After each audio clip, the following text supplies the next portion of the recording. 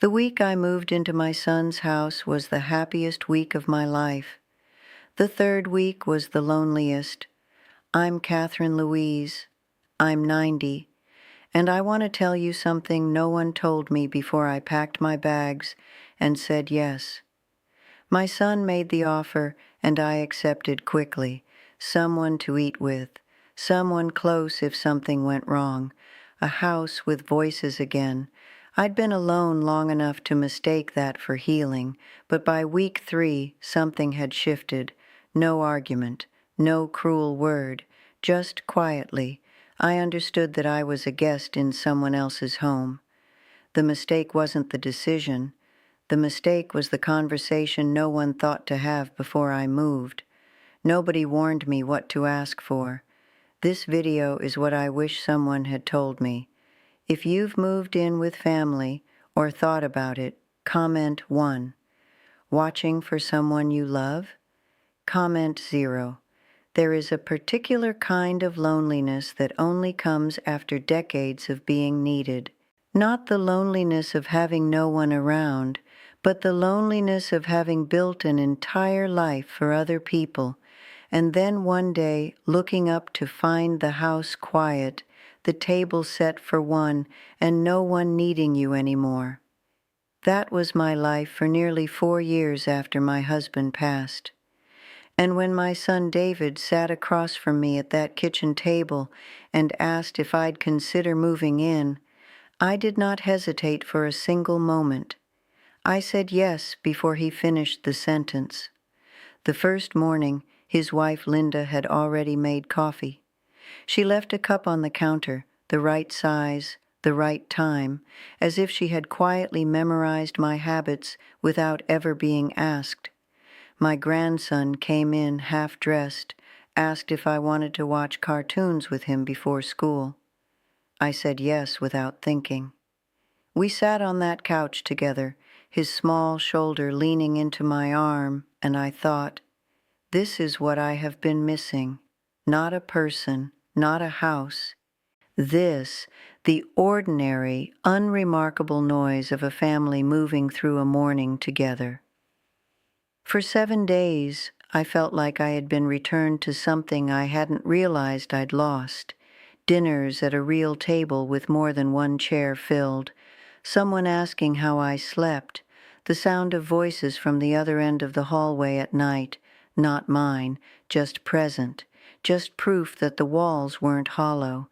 I called my friend Dorothy at the end of that first week and told her it was the best decision I had ever made. I can still hear my own voice on that call. Dorothy, I said, I should have done this years ago. There is something that happens to you when you live alone for a long time. You adjust. You make yourself small enough to fit the silence. You stop expecting warmth and start feeling grateful for phone calls. You reorganize your entire sense of what is normal until loneliness no longer feels like loss. It just feels like Tuesday. Moving in with David felt like thawing. Slowly, gently, the way you feel when you step out into the first warm day after a winter that went on too long.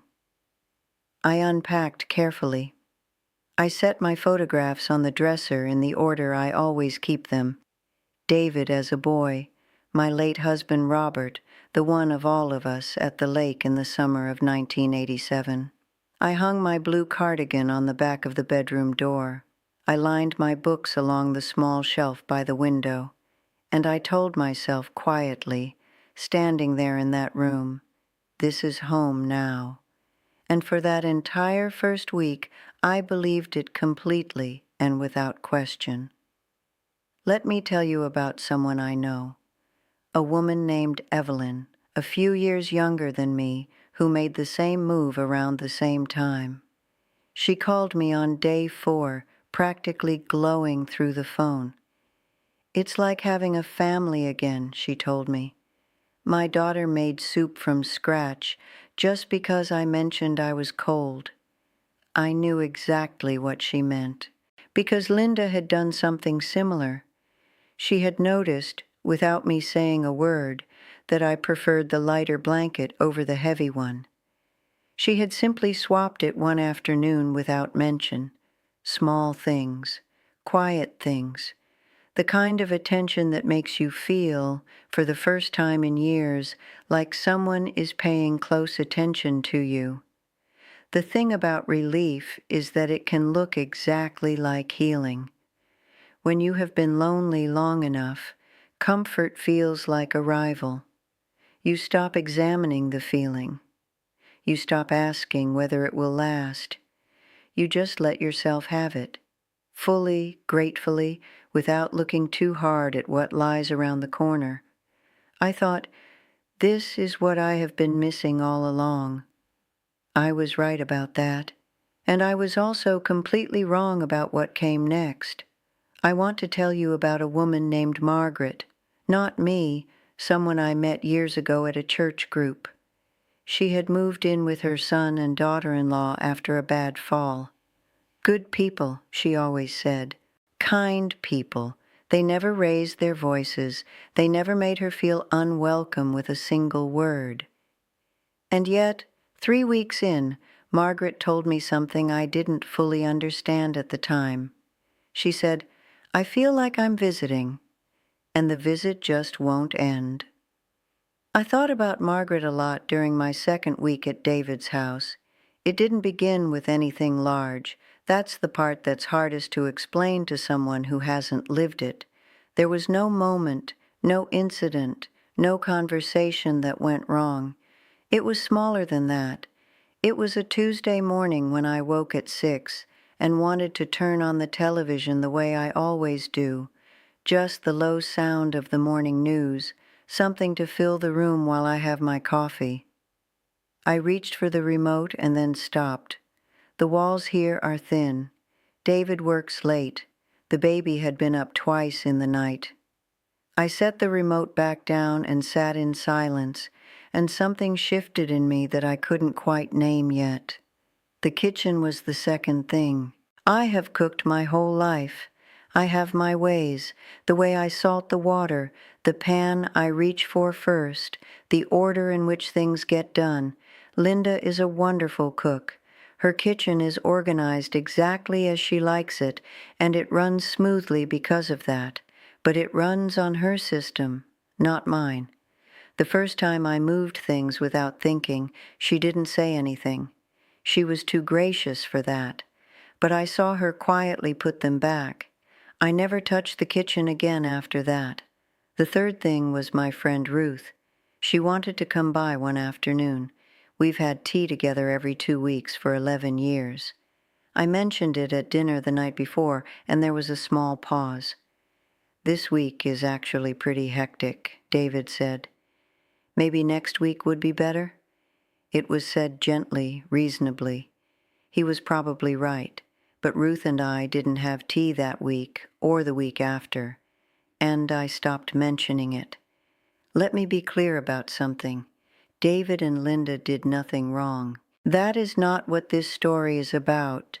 They were kind, they were thoughtful, they were doing their best inside a house that already had its own rhythms, its own schedule, its own way of being.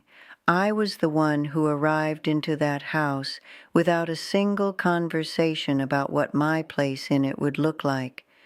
And so my place became wherever I fit, wherever I didn't disrupt, wherever the least amount of adjustment was required. Margaret had told me, "I feel like I'm visiting, and the visit just won't end." Now I understood her perfectly. A guest adapts to the house. A guest doesn't rearrange. A guest keeps the noise down. A guest doesn't invite people without checking first. A guest is grateful, always visibly, carefully grateful, because a guest knows that the welcome can be withdrawn. I was 90 years old. I had lived in my own home for 53 years. I had raised a family in it. I had cooked 10,000 meals in my own kitchen without asking permission. And now I was a guest. There's a difference between being welcomed and being at home. I had been welcomed. I had not been home. If someone you know is about to make this move, or if you are, and no one has had the real conversation yet, comment 1. If you've already been through it and you know exactly what I mean, comment 0. Here is what I have come to believe, after everything.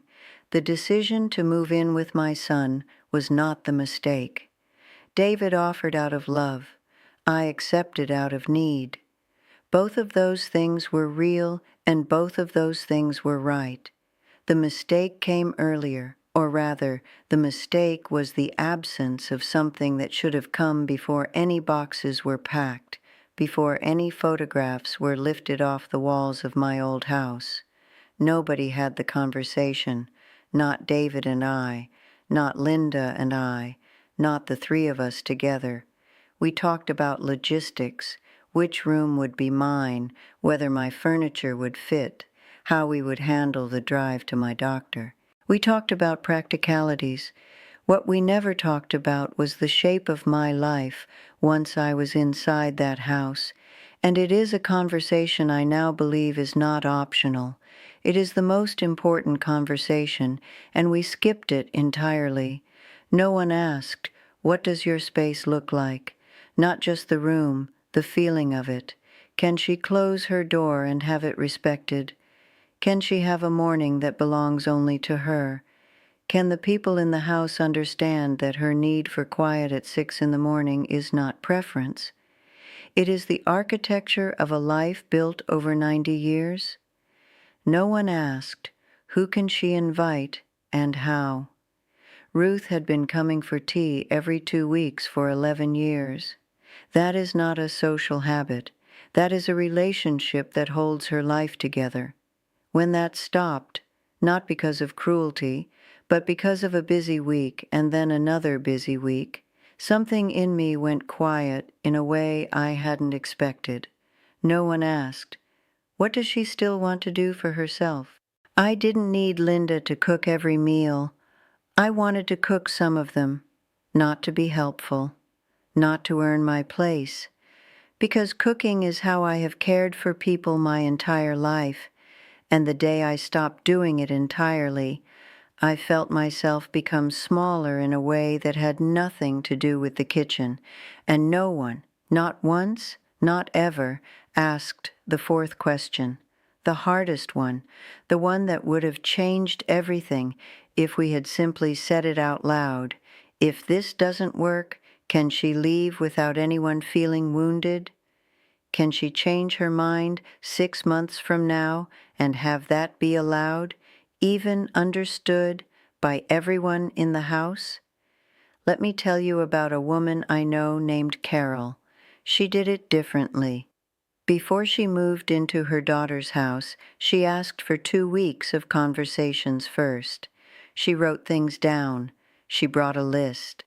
Her daughter laughed at the list, kindly, not meanly, but Carol held her ground. They talked about space. They talked about guests. They talked about food and noise and the right to leave if it wasn't working. Her daughter said, "Mom, you're acting like this is a business deal." And Carol said, "No, I'm acting like this is the rest of my life." Carol is still there. 3 years later, she told me last spring that it is the best arrangement she has ever known, not because her daughter is perfect, because the conversation was honest. Moving in without that conversation isn't love, it's assumption, and assumption is where resentment is quietly born, in both directions, in no one's fault, and with no way out that doesn't leave marks. I am not telling you not to move in with your children. I am not telling you it will go wrong. What I am telling you is this: before you say yes, before the moving truck is called, before you start deciding what fits and what gets left behind, sit down, have the conversation, all of it. Even the parts that feel unnecessary, even the parts that feel too formal, even the parts where someone in the room laughs nervously because it feels strange to be so direct with the people you love. Have it anyway. Here is what it needs to cover: The first thing is your space, not just the room you'll sleep in, but the understanding around it. Can your door be closed and left alone? Can you have mornings that begin on your own terms? Can the rhythm of your day exist alongside theirs without needing to match it exactly? You are not a difficult person for needing this. You are a person who has organized your own life for decades. That doesn't disappear when you cross a new threshold. The second thing is your people. The friends who have held your life together, who call on Tuesday, who come by on Thursday, who are the reason you laughed last month and cried well the month before. They are not extras, they are essential. Before you move, ask clearly, can I have someone over without it being an event? Can Ruth come for tea the way she always has? These are not small requests. They are the difference between a life and a very comfortable waiting room. The third thing is your usefulness. I don't mean usefulness to them. I mean your own. There is something in a person, especially a person who has spent a lifetime caring for others, that quietly dies when all caring is removed. If you want to cook one meal a week, say so. If you want to water the plants, take the grandchild to school on Fridays, fold the laundry the way you've always folded it. Say so, not because you owe them labor, because you are not yet finished being someone who contributes. Do not let the move turn you into someone who is only being cared for. And the fourth thing, say it clearly, even if your voice goes a little soft when you do, is the right to leave. If this doesn't work, can you go? Not with guilt draped over your shoulders for the rest of your years. Not with a son who stops calling because he took it personally. Can you leave, if you need to, with the same love intact? Ask this before you arrive. Because once you are inside the house and the boxes are unpacked and the photographs are on the dresser, this conversation becomes almost impossible to have. Are you moving into their life, or are you building something shared with agreed terms and real room for the person you still are? There is a difference, and only one of those arrangements can hold the weight of two families living under one roof. I learned this the hard way. You don't have to. The truth is, most families skip this conversation not because they are careless, but because the conversation feels like a bad sign. It feels like distrust dressed up as planning. It feels like saying out loud that love might not be enough. And no one wants to say that, especially not to a child who is offering you a home out of genuine care. But here is what I wish someone had told me before I said yes. Having the conversation is not a sign that you doubt the love. It is a sign that you respect it enough to protect it. The families that fall apart after a move like this don't fall apart because someone was cruel. They fall apart because no one named the things that mattered until those things were already broken. By then, the only conversations left are the painful ones. Carol, the woman I mentioned, the one who brought the list, told me something I've carried ever since. She said her daughter was uncomfortable at first. She said the first 20 minutes of that conversation were awkward and slightly formal and felt nothing like the relationship they'd had for 50 years. And then her daughter said something. She said, "Mom, I'm glad you're doing this." Because I didn't know how to ask either. They both had things they needed. Neither of them had thought to say them.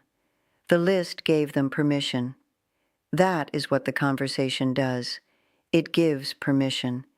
It gives everyone in the room, not just you, but your son, your daughter, your daughter-in-law, the permission to say what they actually need, instead of performing graciousness at one another until the performance becomes exhausting.